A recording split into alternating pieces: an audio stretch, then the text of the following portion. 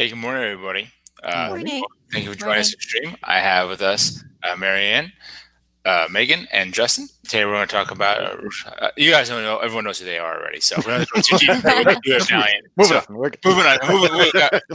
We got ground to cover today. So what we're really good, pretty exciting. Actually, I don't know how exciting it is, but it's kind of interesting topic and one that's really, I think, pressing to a lot of folks. Is got kind of a good review of the ways to identify, or basically identifying red flag phishing.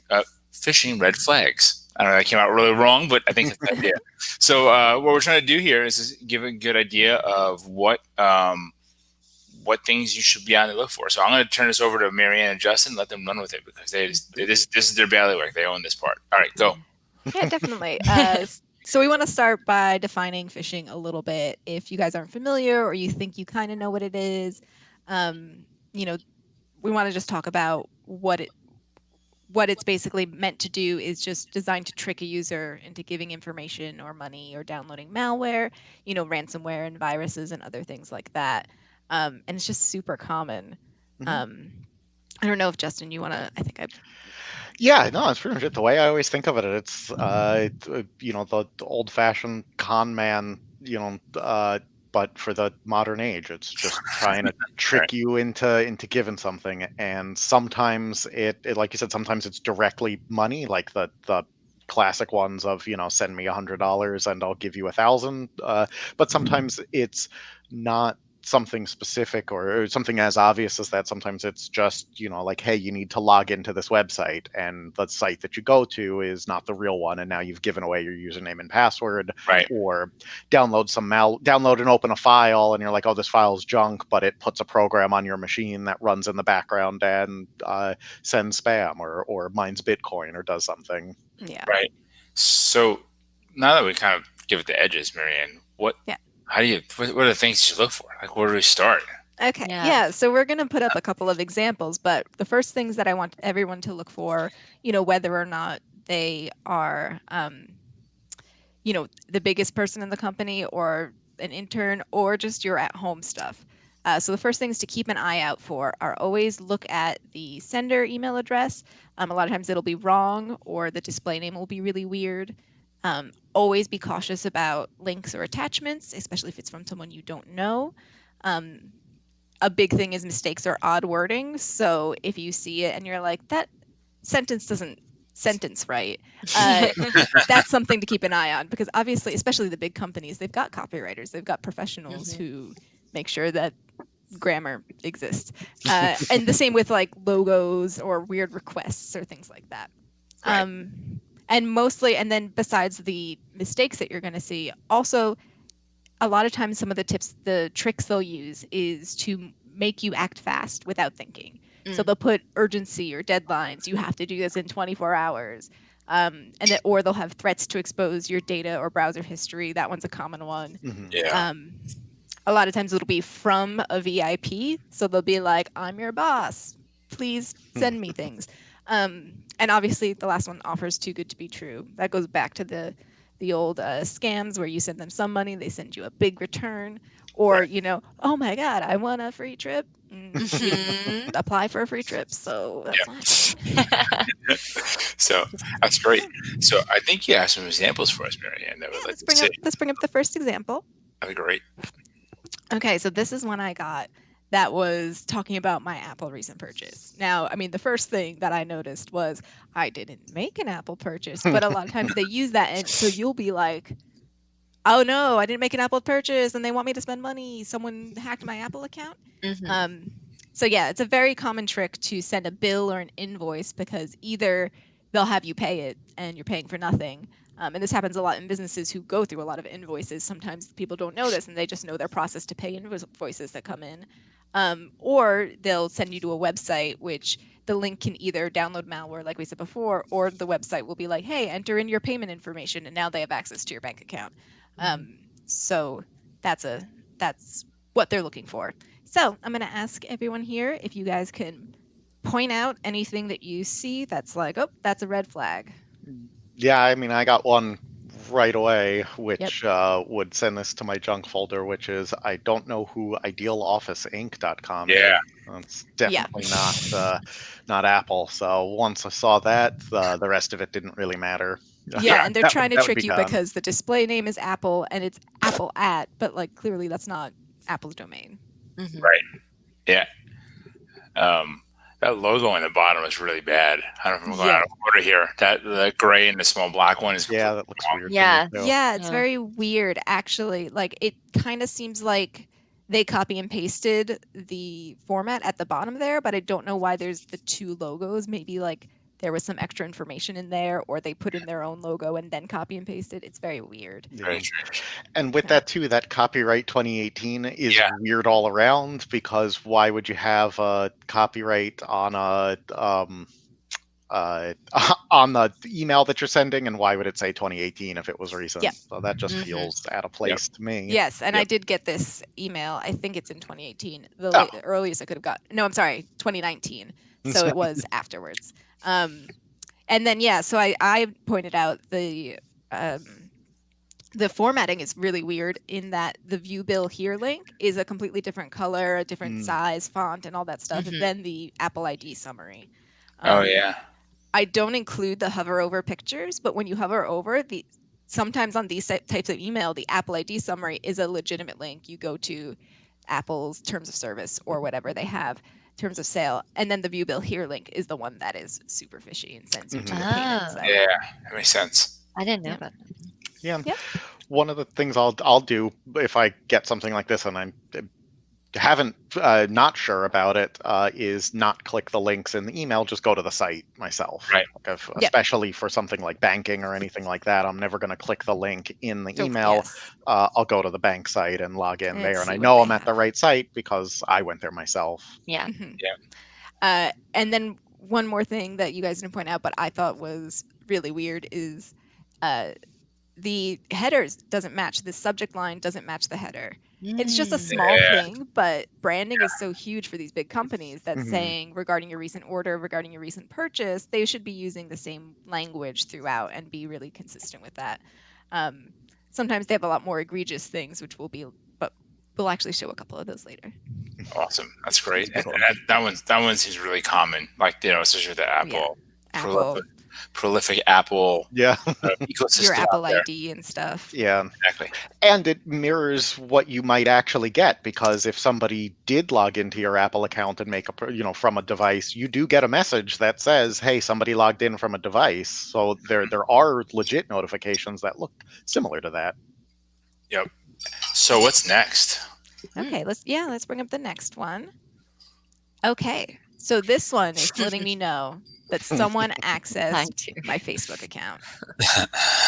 So this one is a really common one because you want to act fast because you're like, oh no, my Facebook is down, or it might be something a little bit more urgent than Facebook, and you go, let me click this link.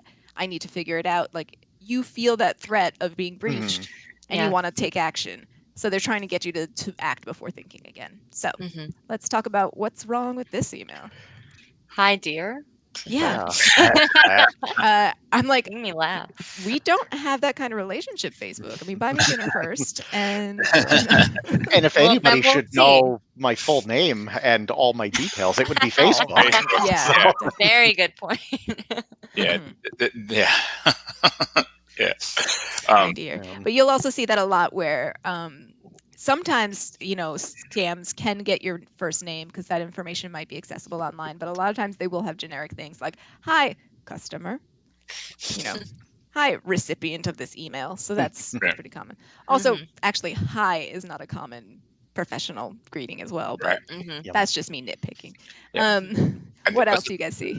The domain is. Oh, sorry, Justin. No, sorry. I was at the bottom. This message was sent to support at your request. That doesn't make sense. Doesn't make any sense at all. That clearly is. It looks like somebody grabbed it out of the messages you get in Facebook when you send them a support. Like, what is that about? Yeah. So, yeah.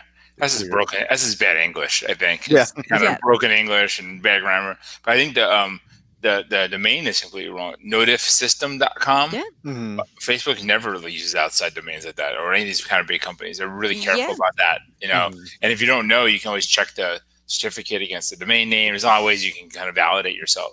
Or ask your IT person to do that. That's right. Mhm. Yes. You know. Yeah. Yeah. Sorry, Marion. No, totally. Well, about because a that's just something certificate? I'm not that familiar with myself, how to do Right. that. So, give Yep. if you're not sure. Yep. And then there's one that I think is really important about Facebook and branding that when I brought this up, if I hadn't said someone may have accessed my Facebook account, where's the Facebook logo? Right. Yeah. Where's the word? It's only in the body of the email. I mean, Yeah. this doesn't look like, they tried real hard with the color Blue and scheme, white, but yeah. still. You think they're going to spend money on a graphic designer and not have that beautiful F show up? Yeah. It's everywhere. Yeah. It's great. Yeah. And this is another one where if, got this and not sure, even the directions in there say go to your account, then you'll have to do stuff. So I would disregard the link in the email and just go to Facebook and Yeah. see. And if it's fine, then I'm like, okay, yeah, this is obviously junk because it didn't ask me to do anything. Yep. So, The next one coming up is a fun one. Love a fun one. Okay. So this is one from George. He's very concerned with me, but thanks for reaching out, Busy. letting me Yeah. know. Yeah. Yes, very concerned. And this is another one to get you to think before, to act before thinking, because boss man says jump, you say how high. Yeah. So you might reply back, and if you reply back to this, the next thing they say is, I need you to buy gift cards for a client. That's Mhm. almost always what they're going to say. Can I have you do me a favor, complete a task for me? And so that's a big common red flag, is the buying the gift cards, because they never want you to hand them the gift cards. They want you to give them the number on the back. Right. Because, that's the way gift cards are given away to people. Mhm. It's a very common methodology for Yes. gift cards. So, and first off, everyone who knows me I'd rather I don't know what I would do. I would never use an earthlink.net account. So that's a first. Yeah. Yeah. But I will say that the directory harvested my name properly, and they got the George without the E at the end right. So I was pretty happy with that when I saw this one. Mhm. So I was very happy. Yeah. Good job, guys. Yeah. Well, and it's very clever because a lot of times that information is online. People can tell who the head of the company is, and chances are I'm not the only one who got this, but this did end up in my junk, so probably most people at our company didn't see Yeah, it. Mhm. yeah, I saw that one. Everyone's Yeah. making fun of me for it. Also, the other one that, as you know me really well, is I don't have an iPhone. I was going to Yeah. ask, do you even have an iPhone? I don't have an iPhone. George That was got a red a flag for me. I'm a- George I'm got a- a Samsung. I'm a Samsung. I'm a long-time Samsung guy. Yep. Beat the drum. So it's But But, that's actually really common, because one of the things you can look out for in formatting is well, this isn't a very formal email. There's no greeting. It's not his signature. But then you see this sent from my iPhone. You're like, oh, he was just busy, So one thing that you can look out for is things like, is this the right signature for my boss or the person who says this? But sent from my iPhone can also trick you to think that it's, he's just not using the normal methods. Yeah. I think more, and this is less more of a specific example, because I think people would, this is more knowing the people that you're working with. This doesn't sound like an email George would send. He would never. Yes. Well, see, now I saw that, and that's probably more likely that I would do that. George is likely. The real problem here is that everything is spelled correctly. So it's not from George's iPhone. But even just the any tone. email I ever sent you is spelled correctly. Let's be Yeah. honest here. Or typed That's correctly. fair. But that's just, you have to know the person. Is it Yeah. out of place? That could be the reason. The one that would be the red flag for me on this, even beyond the literal red flags that we have inserted there, is the subject line: busy, very concerned. Yeah. I don't think George has ever used that. That's just not an email he would send. And granted, now that's specific to George, but you'd have to know, if you know your boss or know the person that's sending the email. These are definitely geared towards large organizations where you wouldn't necessarily know the CEO. You're just going to get this email, and it's like, oh, I have to do something.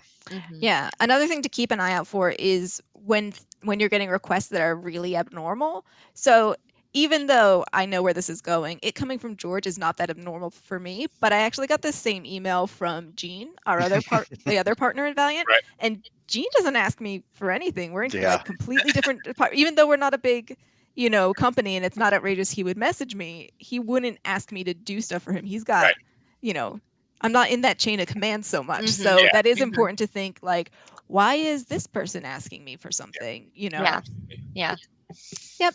And yeah, if you saw those banners, actually, that's something that we have a couple of things set up to show us. And that something is weird. So we have one that we have made where if it's the display name of someone who works here but not their work email, it'll flag that. And yeah, and so that I've sent myself an email, like forwarded myself an email from one of my personal email addresses, and it flags it for me, and I can be like, nope, that's me. Yep. Yeah. And then there's that second one there that that says it's external, and now it's not marking it necessarily as a phishing email, but it is saying that it didn't come from inside the house. It didn't come from inside our mail system. This Right. came hit the outside and came in. If the message was, and we've seen these too, where it's, hey, I can't get into my email. I'm on my personal email. I need you to buy gift cards. Then it's like, okay, there's too many things stacked up against this to make it seem realistic. But yes, you would get those banners on those as well. Yeah, and one of those banners is actually from a third-party service called Scout, and not going to get too much into it, but we are going to have a webinar next month with them where we talk a little bit more about this type of stuff. Registration for that will be open at the end of the week, but again, we'll talk about that later. All right. What's okay. our next one, Marianne? And then we got one more left for you I know. guys. I want to find everything. Yeah. Where's Waldo? Okay. It feels like well, that. so this one's from PayPal. And this one is a similar, your account is suspended thing, but it's slightly scarier because it has to do with money. Like, you know what? If my Facebook account is suspended, I can take some time. But, if someone got access to my money, now I'm freaking out and I need to take action. Okay. So go ahead. Let's get cracking on this. All the different fonts, right? Am I on right? track there? No, Yeah. definitely. That formatting is chaotic. Different sizes, different, weird enters, like weird punctuation, weird pluralization of information is totally weird. information. That's not. That's not a thing. Yeah. proper English. I didn't see that. Yeah. Would it be busted up link down there? That verify now with the arrow. That's a strange link. Yeah. Follow any kind of branding guidelines in any way. And we'll go back to the good old that email address is from some 1-in-1 dynv6.net that's some mail system generated address. I mean, that'd be a really great password, but not so yeah.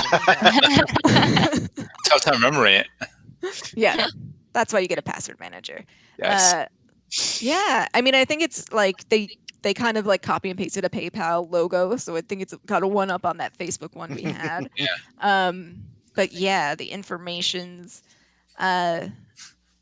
We talked a little bit about like dear customer. First of all, dear is weird, and then they don't use my name. Now that doesn't always happen. Some things are very generic, but that is something that at least should give you pause. More of a yellow flag.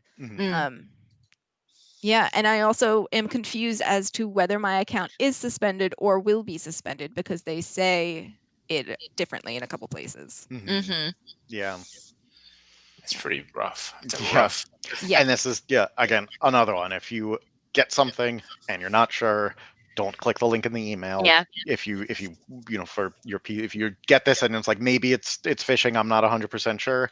Go to your account directly. Don't click the link. Just go to the account and log in, and you'll be able to figure out from there whether or not this was phishing or not. And know that if, for whatever reason, this just really was a bad PAL email, you'll fix your account that way. Yeah. That's great. That's good stuff. Cool. So if you do guys want, if anyone watching wants to get more phishing samples or wants to test their own, we do have a bunch in our security best practices videos.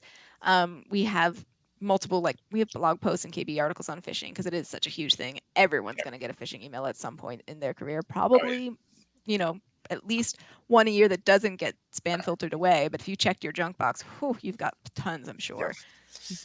Or they get blocked already automatically and stuff like that. That's true. Yep. So what can we do now? Like what's our kind of go back to basics? What's our activities that we can prevent this from happening or getting worse?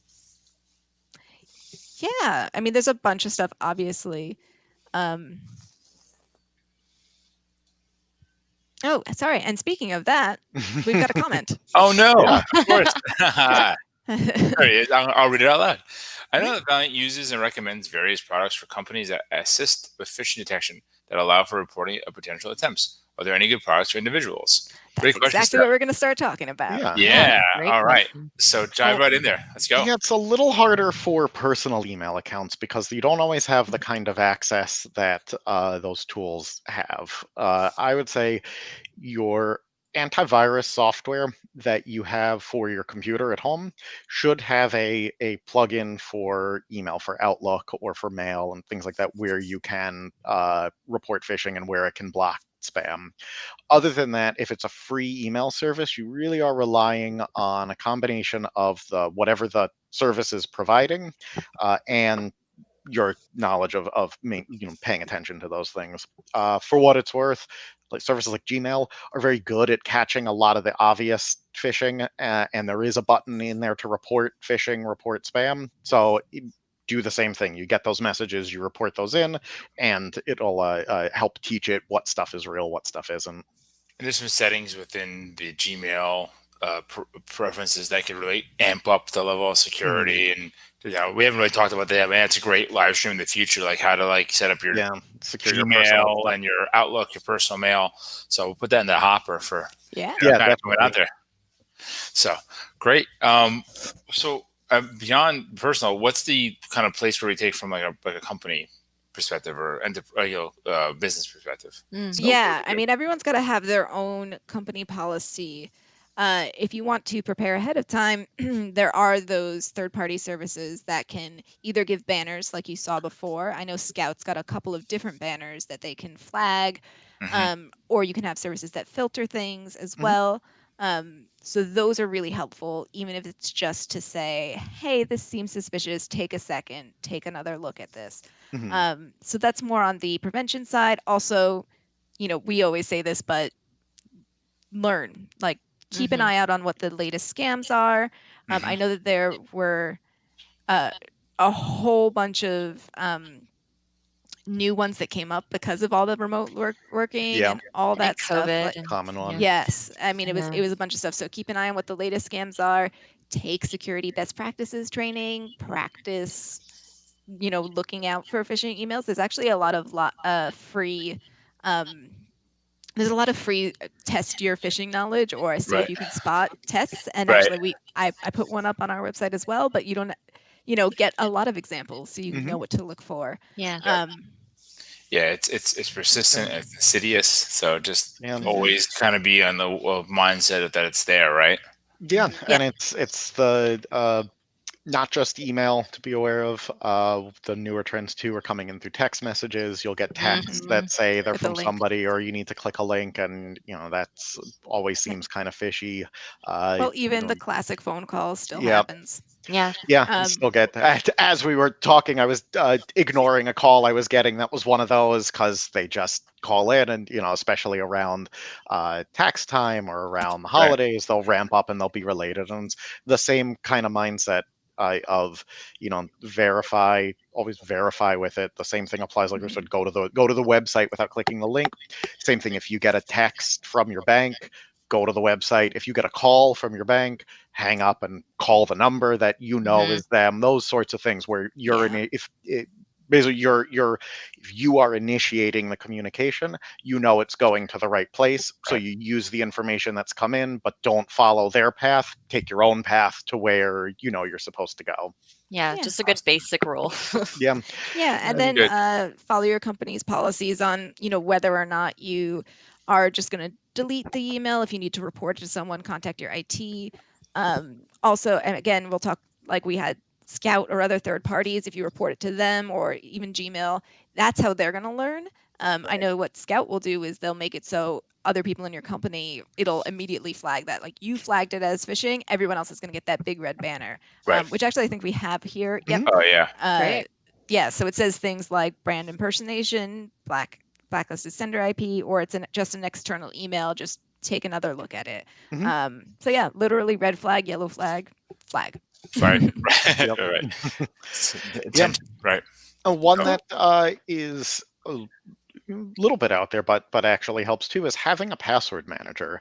Because if you've got a password manager with a plugin into your browser, if you go to a website and it's not autofilling your password, you know, okay, something's wrong here, because the password manager recognizes your Facebook, recognizes Citibank or whatever, recognizes those sites. So you don't need, if that's just an extra, oops, you click the link, but now this tool that you use is going to give you more info that you're not in the place you're supposed to be. You're not somewhere that's recognized. Yeah, that's a good Yeah. tip. Yeah. Because they won't fill in your passward for you if Right, it's not because the it same website. sees it as this is a new site, not the one that you were at. So it's just a little added extra barrier in case you click on something.